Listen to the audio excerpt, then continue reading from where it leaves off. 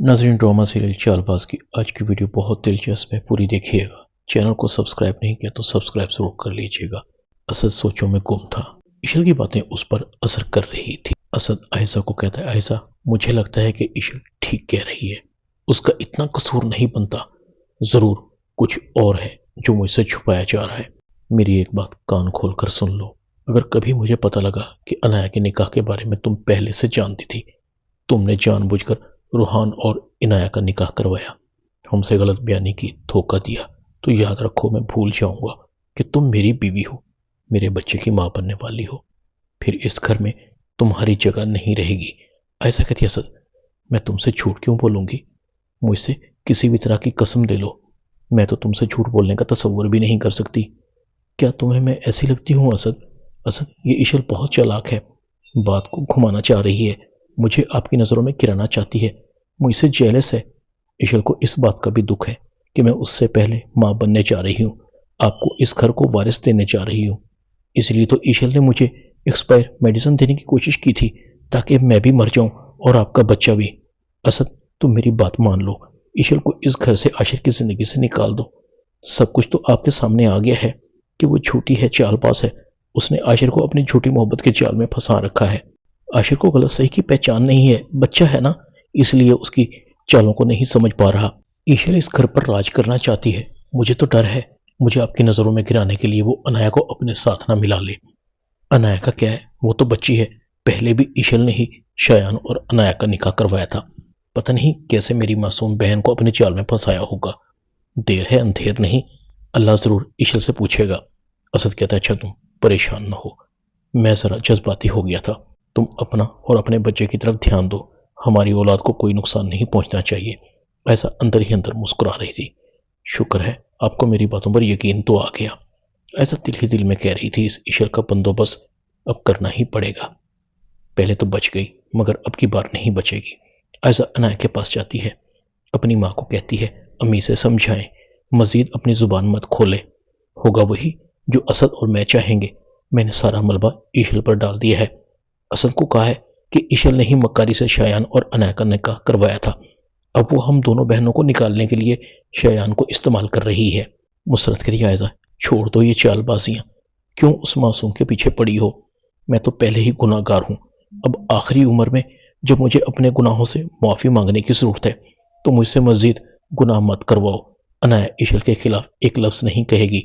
अब तक अनाया जो उस घर में मौजूद थी, इशल की वजह से ही थी। ऐसा कहती है, आप कैसी माँ हैं, आपको अपनी पड़ी हुई है, अपनी बेटियों की नहीं। अगर हमारा घर उजड़ गया और आपके घर आकर बैठ गई, कहां से खिलाएंगी आप? आपके पास है कुछ? अभी तो आपका खर्चा भी असद उठा रहे हैं, कैसे जिएंगे आप? और बदनामी अलग से होगी, हमें मुंह भी कोई नहीं लगाएगा। मुसरत कहती है, बस कर जाओ, बस कर जाओ ऐसा, मुझे अब दुनिया की फिक्र नहीं है, आखिरत की फिक्र है, ऊपर वाले को भी मुंह दिखाना है।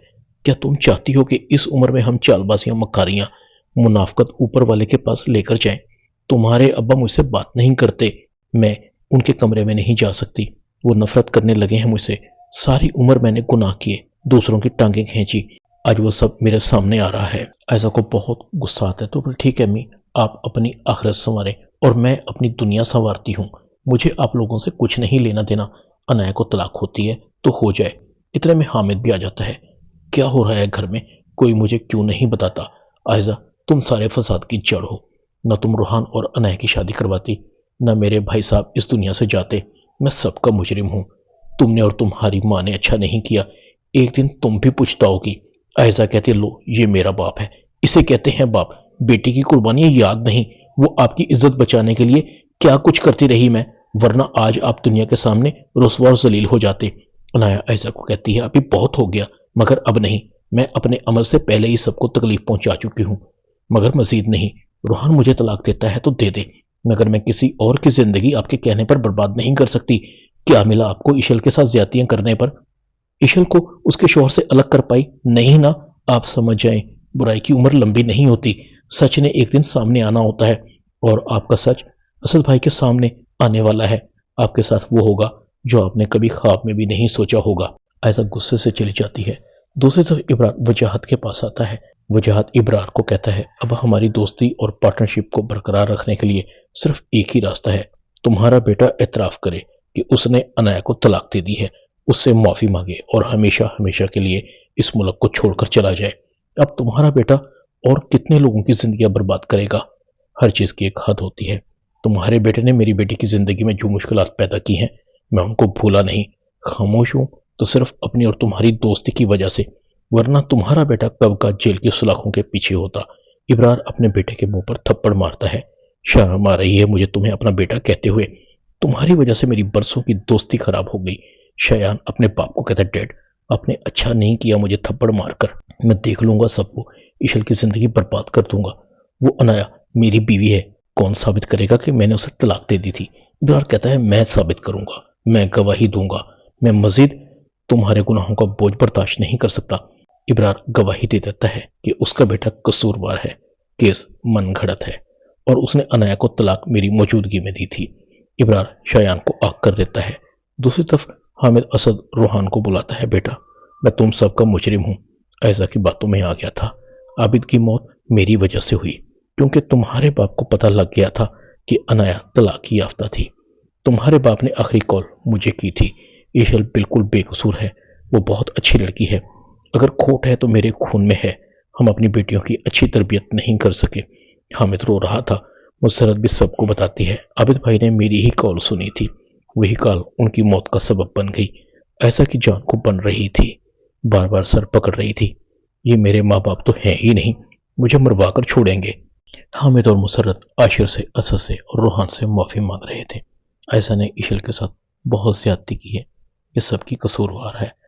ایسا تم ایشل سے اور عاشر سے معافی مانگو۔ ایسا آگے بڑھتی ہے۔ اسد کہتا ہے، چچی ایسا معافی کی مستحق نہیں، اس کی چال بازیوں کی وجہ سے عاشر ہم سے دور ہو گیا۔ ابو آخری وقت تک عاشر کو یاد کرتے رہے، اس کی وجہ سے میرے دل میں اپنے بھائیوں سے دوریاں پیدا ہونے لگی تھی۔ اس نے سوائے نفرت کے کچھ نہیں دیا۔ ایسی عورت میری بیوی کہلانے کے لائق نہیں ہے، میں اسے طلاق دیتا ہوں۔ ایسا بھاگ کر اسد کے پیروں میں پڑ جاتی ہے۔ پلیز اسد مجھے معاف کر دو، مجھ سے غلطی ہو گئی، میری میں نے مجھے کہیں کا نہ چھوڑا۔ ایسا ایشل کے پاس جاتی ہے، ایشل تم میری سفارش کرو، اسد تمہاری بات مان لیں گے، سب سے زیادہ میں نے تمہارے ساتھ زیادتی کی ہے، میں اپنے سارے گناہ قبول کرتی ہوں۔ ایسا روحان اور عنایا کو کہتی ہے، تم دونوں بھی مجھے معاف کر دو، میں تم دونوں کی بھی مجرم ہوں۔ اسد تمہیں میری فکر نہیں تو نہ صحیح، مگر اپنے ہونے والے بچے کا تو خیال کرو۔ حامد اور مسرت نے اسد کے سامنے ہاتھ جوڑے ہوئے تھے۔ اسد سب کو چھوڑ کر چلا جاتا ہے۔ آئزہ کا رو رو کر برا حال تھا، میں برباد ہو گئی۔ وہ جہاد عاشر کو کال کرتا ہے، کیس ختم ہو گیا ہے، شایان عنایا کو طلاق دے چکا تھا۔ عاشر روحان کو مناتا ہے، روحان تم عنایا کو معاف کر دو، ابھی وجاہت انکل کی کال آئی ہے، شایان اور اس کے باپ نے کیس واپس لے لیا ہے۔ کیس جھوٹا اور من گھڑت تھا۔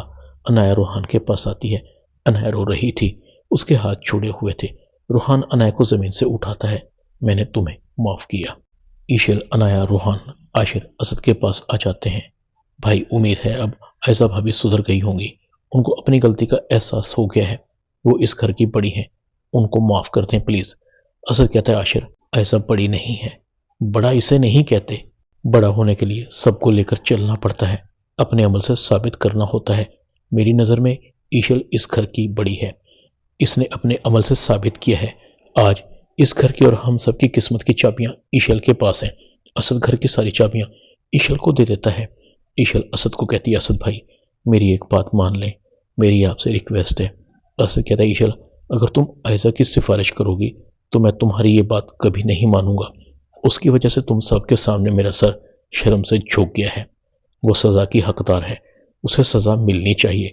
عائزہ کہتی ہے، اسد میں ان سب کی مجرم ہوں، میں واقعی اس گھر کی بڑی ہونے کے حقدار نہیں ہوں، ایشل ہی اس گھر کی بڑی ہونے کی حقدار ہے، اس نے اپنے عمل سے ثابت کر دیا ہے، مجھے بس اب اس گھر میں جگہ چاہیے، میں کسی کونے میں پڑی رہ کر اپنی سزا کاٹ لوں گی، بس مجھے طلاق مت دو، مجھے اپنے لیے اور اپنے ہونے والے بچے کے لیے آپ کا نام چاہیے۔